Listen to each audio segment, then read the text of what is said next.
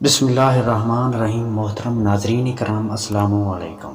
نماز میں آنکھوں کا بند کرنا کیسا ہے؟ کیا نماز میں آنکھیں بند کر سکتے ہیں؟ نماز میں آنکھیں بند کرنا خلاف سنت ہے، کیونکہ حضرت محمد صلی اللہ علیہ وآلہ وسلم نے زندگی میں کبھی نماز کے دوران آنکھیں بند نہیں کی، اور یہ خلاف سنت بات ہے کہ اگر کوئی شخص نماز کے دوران آنکھیں بند کر کے نماز پڑھتا ہے تو خلاف سنت ہوتا ہے۔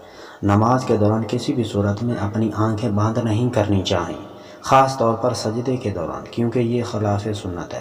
آنکھیں بند کرنے سے نماز ضرور ہو جائے گی، مگر ضروری یہی ہوتا ہے کہ سنت کو ادا بھی ساتھ کریں، تو آنکھیں بند نہ کریں۔ نماز ضرور ہو جائے گی مگر خلاف سنت ہوگی۔ چاہیے کہ تمام اعضاء کو بھی نماز کے دوران اجازت دیں کہ وہ بھی اللہ کی عبادت کر سکیں۔